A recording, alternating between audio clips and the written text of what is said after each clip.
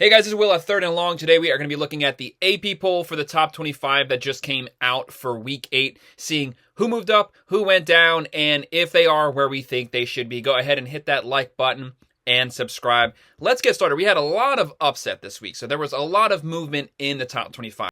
Coming in at number 1, and still number 1, the Georgia Bulldogs getting 43 first place votes. They sit at 7-0. They did beat Vanderbilt this past weekend 37-20. It was a pretty decent win, but I'd say it was a pretty sloppy game. So they beat the crap out of Kentucky last weekend. They did not follow that up with a perfect performance this past weekend, but nonetheless, they did get the win. Carson Beck has continued to play well for the last few weeks, but the biggest news was Brock Bowers went down, and it is possible that he may miss a few weeks. So that would be a massive hit for the Bulldogs. I'm fine with them staying at number 1 as of right now, but I think the case can really be made that Michigan should be number 1 as of right now. If not them, possibly Washington. So it's number 1, but it's pretty questionable. Coming in at number 2, we had the Michigan Wolverines, who beat the brakes off of the Indiana Hoosiers, winning 52-7. Now, they were down 7-0 for a while there, and I think they were outscored at some point, like 150 to 20 yards or something like that. But after that, they did not give up any points. Defense continues to look like the number 1 defense in the country. Offense did play very well. They beat them up with the running game, Blake Corum, Donovan Edwards. Michigan is making the case as the number 1 team, and they did get 16 first place votes. However, both Georgia and Michigan have played absolutely nobody this year. So that's the main thing holding them up to me from being number 1 is they just haven't played anyone yet. They haven't proven it. Coming in at number 3, we have the Ohio State Buckeyes sitting at 6-0. They did get 1 first place vote. They beat Purdue 41-7. Very good win. They look good on both sides of the ball. Passing, running, defense. They are making the case now. I do not think they are the best team in the country. I don't think they're the best team in the Big Ten, but they have one of the better wins, having beaten Notre Dame at Notre Dame, but they sit at number 3. I think they should be behind Florida State, coming in at number 4, getting 1 first place vote. They are 6-0. They did beat Syracuse really bad this weekend. So they win 41-3. They look good in every facet of the game. Biggest issue is Jordan Travis every single week gets hurt. I don't know what it is, but he's always banged up. He's been playing so far as of right now, but at some point he might have to miss some time. He just keeps getting beat up every week, but they're almost halfway through the season. So just keep him healthy. That's the main concern. Everyone so far has been staying where they were last week, so no movement. Coming in at number 5, we have the Washington Huskies at 6-0, getting 2 first place votes. They moved up 2 spots. So they have a top 10 win as of right now, and they're not in the top 4. That makes absolutely no sense when out of these 4 teams in front of them, they have the best win. What else can they do? The other teams are beating nobodies, and they're not moving. So I think that's ridiculous. Washington, having beat Oregon, should definitely be in the top 4. I would be fine with them being number 1 as of right now, just because they have the best win so far. What has Georgia done that Washington hasn't done? Beat the brakes off of a crappy Kentucky team? That makes absolutely no sense, but nonetheless, Washington moves up 5 spots. Coming in at number 6, we have the Oklahoma Sooners. So they fell 1 spot. They were off this past weekend. I don't really know why they fell when they beat Texas. They have better wins than everyone in front of them except for Washington. So why are they falling, but no one else in front of them falls? That makes absolutely 0 sense to me. Coming in at number 7, we have Penn State, who beat UMass 63-0. This is like a 45 or 48 point spread here, and they definitely covered that. They put up 63-0, and they moved down 1 spot. I don't really know how you justify that, but nonetheless, Washington did beat a top 10 team, so they should be moving up.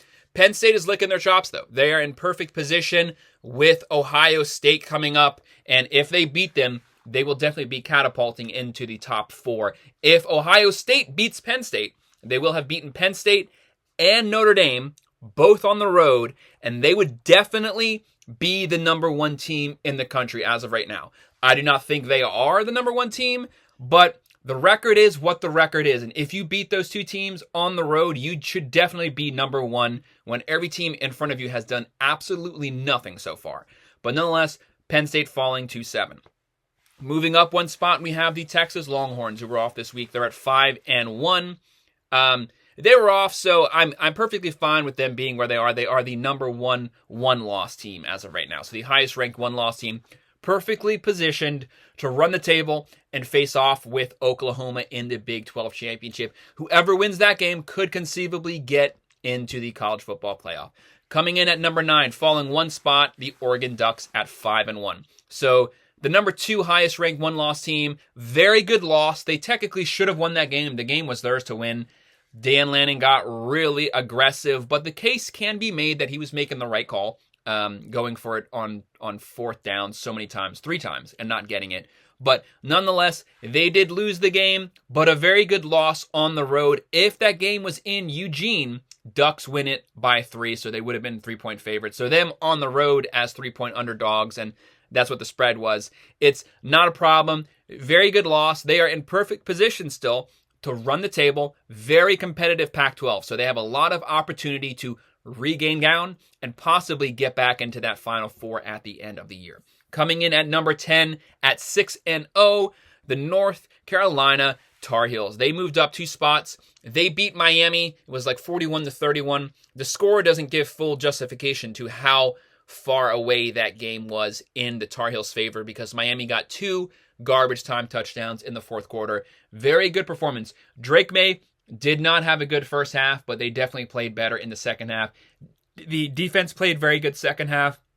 Des Walker was a difference maker with 3 touchdowns. So that completely changes things because they've been a run-heavy team. But Drake May finally has a number 1 weapon. So that could definitely change factors for them going forward in the second half of the season. Coming in at number 11, we have Alabama. Alabama hasn't moved in like 3 to 4 weeks. So no matter what they're doing, they're not impressing anybody. So they beat Arkansas 24-21. And that game was close the whole game. Not an impressive game at all for Alabama. I did say that the game would be close though because KJ Jefferson is mobile. They will run the clock, and he will get first down. So it is what I thought it was going to be. Bama played well. They got the win, but they're not playing good at all. They're just playing serviceable, getting through games, but the games are all close. They haven't played anyone tough. The only tough team they played was Texas, and Texas beat the brakes off of them. So they need to get the running game going. Jalen Milroe needs to tighten up on his short passes. Deep passes are fine. Short passes are not accurate. But nonetheless, to me, I'm fine with them not moving because in normal years, as long as Bama wins, they keep moving them up. But if you win, but you suck, you should not move up. So I'm perfectly fine with them being at 11. Coming in at number 12, we have Oregon State at 6-1, having moved up 3 spots. So Oregon State did get the win at a ranked Bruins. They won 36-24. Very good win. They did force a couple turnovers from the UCLA quarterback Dante Moore. Good win. Very strong year so far. They did win 10 games last year. Do I think they're the number 12 team in the country? No.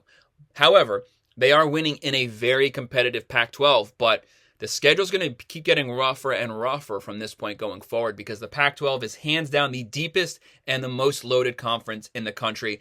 I'm fine with them being 12 for now, but they definitely will not finish the year there. I see this as a 18-20 team as of right now, but they did move up 3 spots. Coming in at number 13, we have Ole Miss. So they were off this past weekend, so no news there, but they are 5-1. They're kind of just moving up by default, but they do have some pretty good performances throughout the year. They have beaten Tulane, although they did not have their starting quarterback, but they did lose to Bama, but it was a very close game. I think this is about a 17 or 18 team, but as of right now, they may get 2 more losses as the year goes on. But as of right now, those losses haven't happened yet, so I'm fine with them coming in at 13.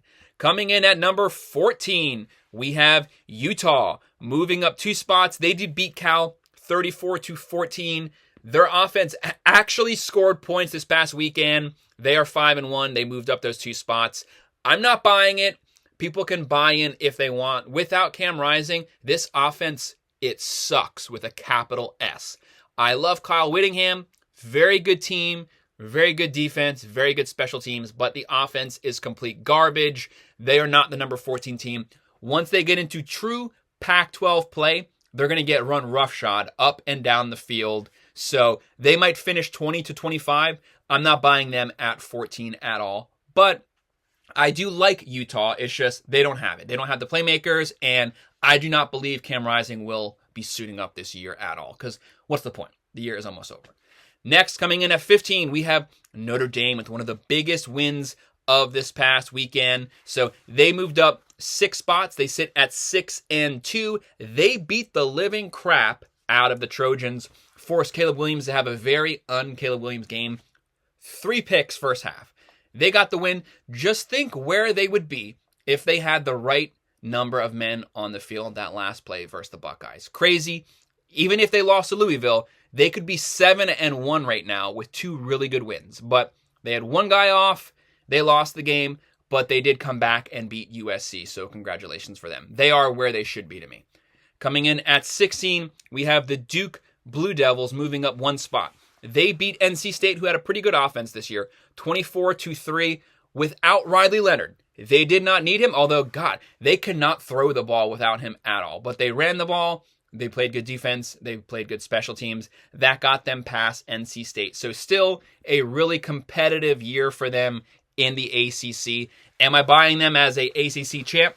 No. But I am buying them as a decent program in the ACC. They're not on Florida State's level, but they're still having a very good year. So I'm perfectly fine with them being 5-1 and at number 16. But they need to get Leonard back if they want to stay there. Coming in at number 17, we have the Tennessee Volunteers sitting at 5-1. They did move up 2 spots. They beat A&M 20-13. Very good win. Very unlike Josh Heupel game. He did not throw the ball. This is basically a run-heavy team right now with Joe Milton at quarterback, who had some pretty big mistakes on Saturday. But Tennessee's defense actually won the game. So we're kind of seeing a different Tennessee team. So Josh Heupel has adapted to the way, well, to the playmakers that he has on his roster right now until he's ready to make that change at quarterback and get that 5-star in. I'm perfectly fine with them being where they are. Very good win. Coming in at 18, falling 8 spots, USC. 6-1. They got the crap kicked out of them by Notre Dame, 48-20. Just a horrible game. It finally caught up to Lincoln Riley. Everyone has been saying for years, Alec Grinch is a dumpster fire. Guy should have been fired at Oklahoma, let alone bringing him with you to the USC Trojans. He sucked last year. He sucks even worse this year. I don't know how that's possible, but he figured out a way to get a better team and suck even more.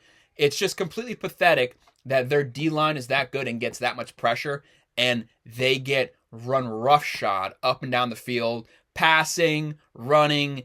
It's just pathetic because their offense is as good as anyone. But if Caleb Williams doesn't perform 100% perfect every single week, they will lose.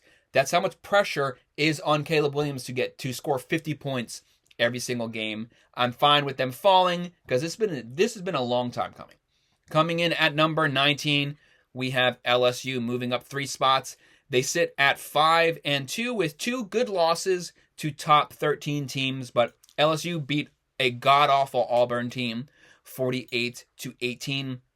Jane Daniels is having a Heisman-level year this year, passing, running the ball. He's looking great. He would be the front runner if they did not give up 50 points per game and have those 2 losses. But nonetheless, they actually played a complete game on Saturday. So good job to Brian Kelly there. They are looking pretty hot right now, and they're kind of looking like they're starting to rebound. So they're kind of on the upswing. Bama right now in the SEC West is probably kind of nervous because this is the one team that, just like last year, which I said at most they will win 9 games this year. So they are kind of what I thought they would be. But Alabama is scared right now to face this team in the SEC West. I definitely think they should be at number 19 with a lot of good games in front of them to still make up ground. Coming in at number 20, we have a new team to the top 25 for this week, but they were ranked 2 weeks ago. We have the Missouri Tigers, who won a very good game versus Kentucky. Kentucky's garbage. I said that they were going to lose. They cannot throw the ball past 5 yards, and Missouri threw all over them. Very good win. They are 6-1 in the SEC, so they definitely deserve to be ranked. Coming in at 21, we have the Louisville Cardinals, 6-1. They fell 7 spots. They should be happy that they did not get booted out of the top 25, losing to a 1-4 Pitt team. How that happened, I don't know, but I did say last week, how would they now perform with the spotlight on their program? They have not had eyes on them since Lamar Jackson, so they did not perform well, but this is still a very good team. But if they lose again, they're going to get booted right out of the top 25. Coming in at number 22, we have another new team to the top 25. New team this season ranked. We have Air Force at 6-0. This has been a long time coming. They did beat Wyoming. Very close game. Very competitive game. But that's a pretty good win because Wyoming is a very good team. So congrats to Air Force. Tulane, welcome back to the top 25. They are 5-1. They've had a very good season so far. Quarterback back, playing well. They beat Ole Miss if their quarterback is healthy at the beginning of the year. But nonetheless, they lost a very close one there. They are 5-1, and I'm perfectly fine with some of these group of 5 teams getting into the bottom portion of the top 25. Coming in at 24, we have the Iowa Hawkeyes, the most pathetic team in college football. It's sickening to watch. They should not be ranked. They are 6-1. They beat Wisconsin with their backup quarterback, but I mean, come on. They score 15 points a game. It's completely pathetic. Kirk Ferentz, great coach, but if you can't fire your garbage coordinator son, Brian Ferentz, then you stink. I don't care how good of a coach you are. You cannot make proper, healthy decisions for your team. It's a dang shame that they could win their division and just get curb stomped in the Big Ten championship. But they are 6-1, but they don't belong anywhere near the top 25 to me. Coming in at 25, we have the UCLA Bruins at 4-2, falling 7 spots. They did lose their game this past weekend, but it was a very competitive game somewhat. They had a lot of mistakes, but Brian Kelly is building a very good team here on the defensive side of the ball. They do have a 5-star at quarterback and more. They will get there. Just give them time, and they'll start adapting. Sorry, Chip Kelly. Chip Kelly is building a very strong team there. I wouldn't have been surprised if they would have fallen out of the top 25, but I'm fine with them barely hanging on because like we've covered, the Pac-12 is loaded. So you will lose 3 to 4 games there if you are a very good team. So I don't want to fully hold those losses on them. Now, the ones just out, well, the ones who fell out, Washington State by Cameron Ward, great year so far. They might get back in later, but the Pac-12 is going to be pretty difficult. Kansas lost to Oklahoma State. Kentucky had no business being in the top 25 anyways. And Miami, who was curb stomped by the Tar Heels. The ones just missing out, we have James Madison, Clemson, who to me should be ranked. And then we have Florida. No, they should not be ranked. And then Washington State just missing out. So that's my breakdown of the top 25. Hit that like button and subscribe. Thanks.